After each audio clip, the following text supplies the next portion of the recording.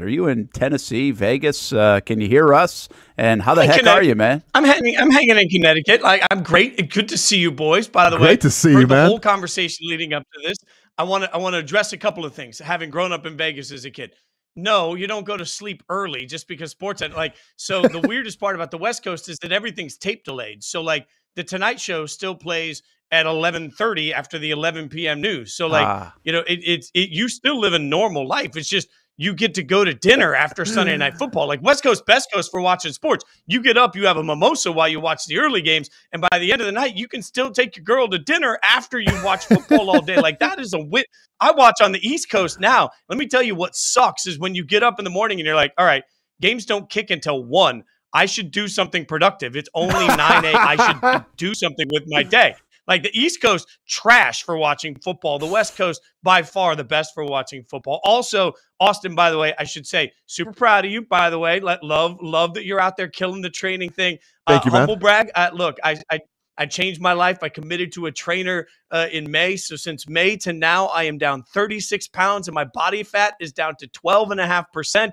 I can't fight, but I'm at least going to be in fighting shape. By the time you get to that December, you mentioned the Jags-Raiders game. Maybe I'll come out to that one. We'll have an abs competition. Let's go, Jason. My abs need to have abs by December. Muscle fitness. Give my dude a call. This guy is cover ready. I can't fight, but I'm trying. I'm telling you, like I eat the same 5 meals at the exact same time every day. The app tells me exactly what to do. My workout trainer checks in on all the videos.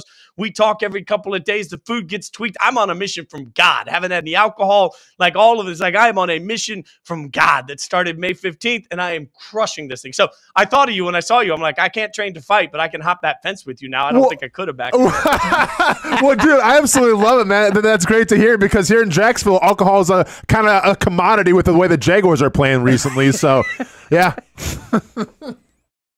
Yeah, I hear you. And you guys were just asking the question of the Bills. This is what I'll say. I worked with Damian Harris, former Bill, for the NFL draft. For Yahoo Sports, we did a big show, the draft, and Damian was one of our experts. And we were all sitting in prep the day before the draft, and we were like, all right, we know the Bills have to take a wide receiver. Now, we know they took Keon Coleman, traded down, and that's how they did it. But Damian pounded the desk literally and said, no. Internally within the organization, they believe after looking at all of the film and looking at everything that they know, they believe Josh Allen will account for 40 touchdowns a year no matter who's around him. So no matter what they do, the reason they were comfortable letting Stephon Diggs walk out the door, and frankly, the reason as an organization they're comfortable not paying a wide receiver at any point in the near future is because they believe Josh Allen's good for 40, whether he has the best wide receivers in the world or whether he has no wide receivers in the world. And what have we seen so far this year? They kind of know what they're talking about. Austin, you talked about that target share. That's a nightmare for teams to try and defend. Like, this is a Josh Allen offense where he's going to be patient. He's going to find whoever's open. You're not going to be able to key on any one guy, and you're going to have to beat arguably the best player in the NFL right now to beat the Bills. I think Buffalo looked around and they said, hey, we got this. Let's not make it more complicated than that. And that's part of what makes them so impossible to beat right now. Well, and Jason, and you mentioned it too as well. Like, you know, obviously it's still Josh Allen's team, and I think anybody would say it's Josh Allen's offense. But now, what does the emergence of a James Cook and that running game do for the quarterback? Because we're seeing quarterbacks around the league right now that are dependent on to make 40 throws a game and not really doing it. But then you see maybe a balanced offense with James Cook with a running back who can kind of have that quarterback's back. What does it mean to have a suitable running game to help out your quarterback? Well, a couple of things. By the way, I've nicknamed him Sweet Baby Ray Davis. If you watch him in Kentucky, I think he's explosive. I think Sweet Baby Ray, by the way, if an endorsement deal happens here, Ray Davis, call me. But let's go. I believe that he has the ability late in the season to be a transcendent part of this offense too. But the most important part, Austin, and you know this, is if you don't have that guy that can save you on 3rd and long, you better not get into 3rd and long. Right? And so the biggest part of this running game is it keeps him in positive down and distance over and over again. So, if you're facing 3rd and 4 repeatedly with Josh Allen and a bunch of different guys, you have outlets there. So I think James Cook, a big part of what he does is it's keeping them out of 2nd and 8, 3rd and 13. That's where you beat the Bills because they don't have a Stephon Diggs that you're looking back saying, man, like if your thought is, I need a dig route third and 14, and Mac Hollins is my guy. Like that might work for you, but you ain't going to the bank with that, right? So I think where James Cook really earns his money is he keeps them ahead of the sticks constantly in this offense. So for the Jags to win this game, you really got to hammer down on the running game on first down. Like, you've got to win first down and make second and long into third and long. That's the only way that I think the Jags can win this football game. Listen, this is a good breakdown with Jason Fitz, now with Yahoo Sports and Fox Sports Radio as well. And I'm going to ask you for a tour of what's behind you in just a minute or two. But let's stay on football, because what the Bills have become is they did something internally. Like I keep saying this week, there's depth to what's going on here in Jacksonville, and it's deeper than X's and O's and even executing plays. Now, there's a simplicity to it. If you can just line up and catch the football and not drop it on the doorstep, Jags might be 2-0. But the Bills said, hey, this isn't right. They changed their offensive coordinator. They changed a little bit of their philosophy. McDermott looked like he was in trouble, Jason, about a year ago. Like, things were falling apart. And I'm kind of wondering if the Jags need to kind of self-eval and reevaluate what they're doing to the degree of, okay, we can't just be stubborn here and want to be right so much. We've got to maybe fix things that are a little deeper than just lining up for a play or fumbling a football. I think, to your point, I remember when Trevor Lawrence was drafted, and I was lucky enough with ESPN at the time to be on the field for a lot of Trevor Lawrence's games. And I remember saying to you guys something I said to everybody: the Jags will fail Trevor Lawrence before Trevor Lawrence will fail the Jags. And you look at the Bills as a great example. You mentioned patience, when to be patient, when not to. What the Bills realized quickly is that they had that guy. Right. And so when everybody else, like I remember so distinctly Louis Riddick, these big rips about how Josh Allen wasn't accurate enough to ever be a starting quarterback. And did the Bills listen to that? No, because they knew from day one they had their guy. They took the time to develop their guy. But here's what they did. Once they decided they were going to be patient with that one individual in Josh Allen, once they realized they had a superstar, everything else around him has to complement him. And so where this gets tricky to me with the Jags is the Jags went in and paid Trevor Lawrence. They told you that they understand Trevor Lawrence is that guy. So now everything you do as an organization has to paint Trevor Lawrence into the best picture possible. And that's what the Bills have done. When they realized the offense wasn't working last year, when they realized that they just weren't utilizing their best weapon, they fired their offensive coordinator. And when they went into this offseason, they sat down and said, what's going to make our quarterback that is truly the foundational piece of this team the best he can be? Ask yourselves, look in the mirror, Jags. Do you really believe that the organization has gone all in on that one thing? You can't go halfway into 10 different things and make it work. You have to figure out what your identity as a team is, and then you have to buy into the identity and that culture. Like, Doug Peterson is supposed to be a quarterback whisperer, and Trevor Lawrence is supposed to be an epic Patrick Mahomes level quarterback. Those two things have not shown up yet consistently. We can blame injuries. We can blame all of these things. That's fine. I understand they're all part of the context. But at some point as an organization, to your point, Brett, I think you really have to step back and say, I'll be patient with somebody that I know is the answer. But everybody else, I'm going to make sure that, man, I am not going to give you that grace. You got to go out and make the best of the best. And the best of the best on this is Trevor Lawrence. You got to build around Trevor Lawrence in a way that makes him better. Jason, you're not wrong, and I've said this many times on the show. Like, the coach is supposed to display the identity of what he wants from his players, and you talk about Doug Peterson, he's supposed to be the offensive guru. This is the guy that beat Bill Belichick in the Super Bowl, supposed to get the best out of his quarterbacks. He won with Nick Foles, for crying out loud, and we're not seeing, the best of Trevor Lawrence right now. I want to talk about the Raiders real quick, because obviously I had the luxury of being in Las Vegas for 3 weeks, and it was interesting. They had it was like a pre-season kind of ceremony thing where they sat down with Antonio Pierce, and it was about like a 30-minute conversation. And I watched that conversation. Now, I didn't really know what went into last year with the Raiders and everything, and Antonio Pierce taking over, and what he meant to that team. But as I watched that interview for this season, getting ready for the year and everything, I saw a guy who almost knew something that everybody else didn't know in terms of the attitude that he's going to bring and what he's getting out of his players. Because on paper, Jason, I'll be honest, I thought it was going to be a rebuilding season for the Raiders, right? Like, I get it. You got Gardner Minshew, and that's an exciting player and everything. But, I didn't really foresee that the Raiders being a problem for any team. Okay, well, you come out week 1 against the Chargers. Well, yeah, that happened. I'm like, okay, this is who the Raiders are. But then I thought they spoke a lot in terms of beating the Baltimore Ravens in Baltimore, coming from behind and winning that game. And I remember watching that game live thinking oh, that's got the Antonio Pierce identity all over it, where you just mashed physicality with the Baltimore Ravens in Baltimore and won the game. How important is it for the coach to display like what you want from identity early on in the season, and what does Antonio Pierce mean for the Raiders organization? You know, I think the identity culture is built top down. I don't care what we're talking about, business, sports. I don't care what we're talking about. The culture is built from top down. You mentioned Dana White, right? UFC will always be reflective of Dana White, right? Every single NFL team will always be reflective of their head coach. And the best head coaches and the best teams, frankly, are a tag team. Go back to 80s wrestling. The best team isn't a team with a great quarterback or a great head coach. It's the two of them work together with one identity. Patrick Mahomes and Andy Reid are one and the same. Even now you can say like the pluckiness, I don't care if you get it, we get ourselves of Sean McDermott and Josh Allen together works. Like you go up and down the list of the quarterback and coach tandem, Zach Taylor and Joe Burrow has worked for years, right? We understand sort of these best tandems are one, they're 2-1. And, you know, the teams that are right on the edge but can't quite get there have one or the other. Like I would argue Kevin Stefanski is an identity maker for the Browns. The problem is he doesn't have a quarterback that matches that identity and that energy, right? Like Correct. You look at Kyle Shanahan and Brock Purdy, it works together.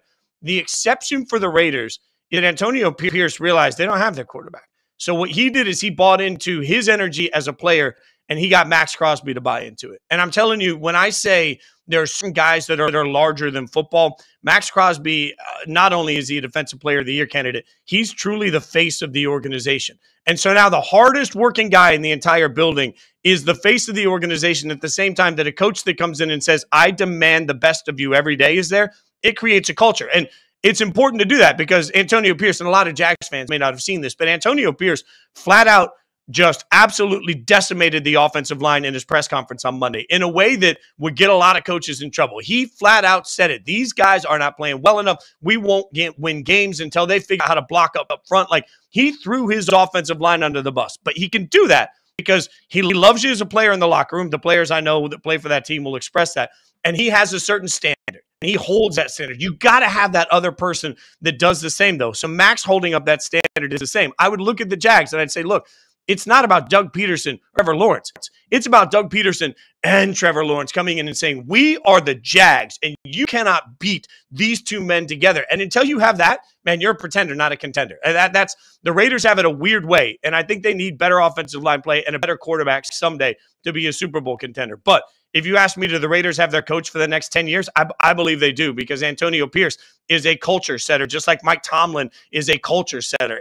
There are so many comps to that. There's an energy to that an entire franchise can buy into. That's really interesting to hear that because Doug Peterson did not throw the offensive line under the bus this week, even though he could have and maybe should have. Instead, he said, hey, we're all in. So it's an interesting dynamic there. One thing I'll say about Antonio Pierce that I love he's done, he hasn't said, I know everything as a head coach. He's brought people like Tom Coughlin in and other folks around him that have experience to help lean on those guys. And that takes a little bit of humility to be able to do that. And I think, again, we'll see how much it works. I don't think the Raiders are world beaters by any means. Yeah. But that was a hell of a win against Baltimore. Well, and Jason, a little follow-up, too, because you mentioned the culture. I think that's important, especially when you're coming into an organization that obviously was kind of in the dumps a little bit, and they need a rebrand.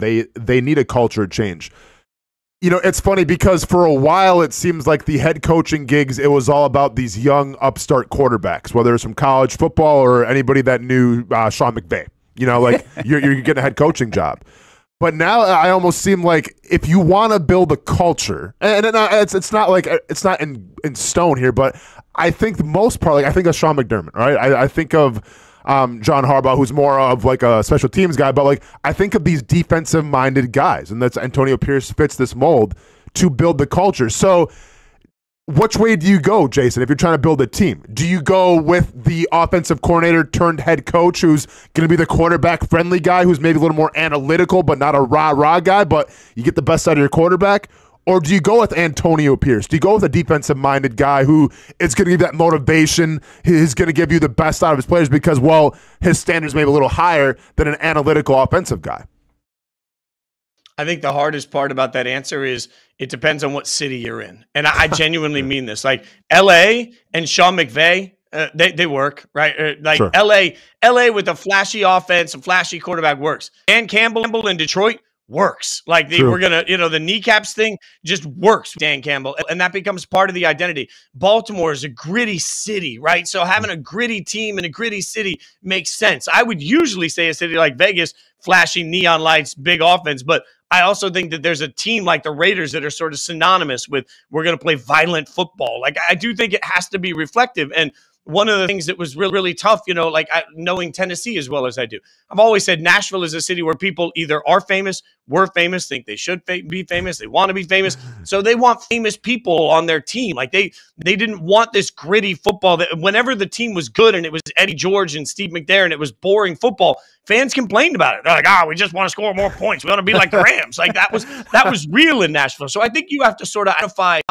your city, your fans, your culture. Like these are all things that are established over so much time. Like I'll go back to the Browns. I think the Browns and Kevin Stefanski would be benefited if they just leaned into the fact that, hey, we got Myles Garrett. This is the identity of our. We're not about Deshaun Watson. We can win with anybody at quarterback. We're gonna lean into these guys. I really think you have to have such a sense of self. And one of the problems that Jackson, if I asked 100 people right now to tell me what the identity of the city of Jacksonville is, to be people that don't know Jacksonville, is there an immediate answer?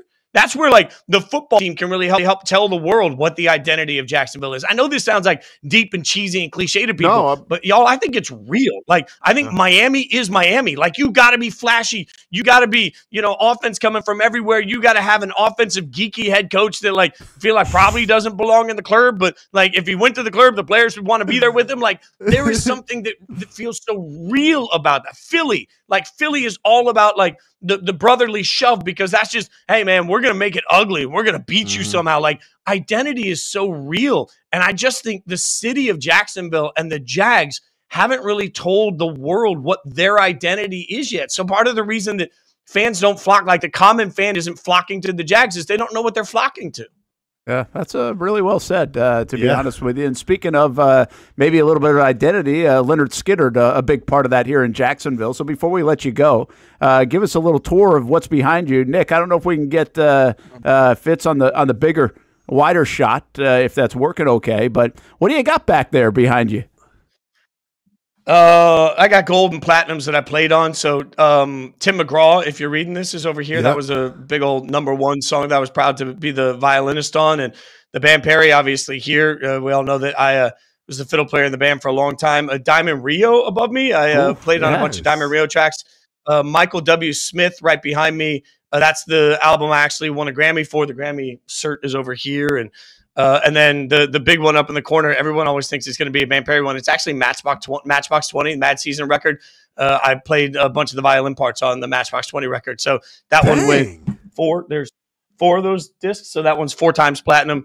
And then I've got on the other wall, I've got another Michael W. Smith, another Van Perry, and a Billy Gilman. Like, yeah, it's just sort of like I never bought these things when I was playing. I never wanted them when I was playing. I always thought it was self-aggrandizing. And then when I stopped touring, I was like, you know what? I should be more proud of it. So I've slowly been I've been grabbing some of the they're expensive, boys. I've been slowly grabbing some of these plaques as we go. So I'm still eligible, obviously, for all of the #1 awards and everything that the Van Perry got. So over time, I feel like once a quarter, I just go out and figure out like which plaque am I going to get and where am I going to put it. So it's an ever expanding wall. Did I see correctly that are you back in a little more in the music game now? Are you getting back into it? I'm just having fun. Like the thing of it is I'm never going to stop making music, right? Like just like former athletes that go to the gym and you're always like, why do you do that? Well, some guys just love working out. Like I love making music and it's freeing to make music that I really don't care if anybody likes. So I spent some time in the summer because Yahoo gives me the grace of like I basically get summers off. And so I'm paid to sit around all summer. And it's a beautiful part of my contract. So I went down to Nashville and I wrote with some buddies and started recording some songs. And I think next year I'll put out a record. And they're all depressing, sad, like long ballad songs because that's kind of what I write. Like even when I'm happy, I write depressing music. And it's nice to not have to like so much of Nashville is spent worried about like a 3-minute, 15-second song that gets to the chorus in the first 40 seconds. And is this fast? And like all the commercial things you have to do to have a hit. It's been really nice to just go in and be like, this is a depressing song. And even some of the label people I've worked with in the past, I'll send them a song. And like the response will be like, well, that was a tough listen. Like, you're a happy dude. Can you just write something happy? And I'm like, no, I don't like bangers. All right. I write emotional, sad songs. So I'm spending my summer. I spent my summer writing emotional, sad songs that will turn into a record next year, I think. I love it, That's man. pretty cool. That's good stuff. Jason, real quick, man. I want the over-under from Vegas. The Oasis going back on tour. How many tour dates do they actually make before they break up? I'd say 15 is gracious. Okay, And like, did you all you. see the video? One of the Oasis guys was asked about bands he likes. I know you got to go, but like one of the Oasis guys was asked about bands he likes. This is all over social media. Yeah. And so he starts the video by saying that the bands are trash. Like all guitar bands are trash now. And tells a story about a guy that's he's like, hey man, I'm a big fan. I'm in a band. You really influenced me. And he's like, well, what band are you in? And he says, I'm the bass player for Maroon 5. And the Oasis guy gets offended. He's like, what about my music would have inspired the trash that Maroon 5 makes? And he tells the story about going to a house party afterwards, and he walks out of the bathroom, and that same bass player standing there, and he's like, what the hell are you doing still following me? The bass player's like, you're in my house. So, like, I don't know, man. Oasis they live different, man. Like, I just feel like they're going to get 4 or 5 shows in and realize that compromise sucks. Like, the worst part of being in a band is, like, I remember, I think I can tell the story at this point. We did one song, and I wrote a string orchestral track, and we brought in, like, a bunch of strings. We stacked it. It's one of the most beautiful things I've ever been a part of, right? And I loved the string section on it. I was so proud of it. And then the lead singer, Kimberly, for the band, she wanted to sing kind of a rough track. This isn't uncommon. So she said, hey, the strings are too pretty. Can you just play like a rough, ugly violin part? Stack that. I want to sing against something rough so I get more emotion in the vocal. Fine. I stacked that. What do you know? 2 weeks later, we get the final mix on the song. They kept the ugly strings. They're like, it just feels guttier. And I'm like, I wrote like this symphonic arrangement, and you kept the ugly strings. Man, being in a band sucks. Like, this is because you make so much compromise. Man. You're like, oh man, like you sit there and you're like, really? I got outvoted on my own strings. That's fine. That's fine. I'm not so bitter. 10 years later, not at all. Oasis, 15 shows. 15 shows max. 15 shows. Max. Hey man, you're looking good. Thanks for making it work, and we'll do it more often on Thursdays as well if your time allows. Unfortunately, though, I hope you're not watching as much Chopped as you used to watch, because you'll probably get yourself hungry with those 5 meals and losing 36 pounds. I still watch Chopped. I still watch Chopped. I just don't eat any of it. I just eat, 26 grams of cashews during the appropriate time while I watch it. That's it. Healthy fats, boys. Healthy fats. By the way, I saw you pushing that. I might have to get on that thing. That's about time for me. So maybe I'll be following in your footsteps here the next couple months. Hey, good to see you, man. Thanks again, and we'll do it again soon. Love you, boys. Have a great week.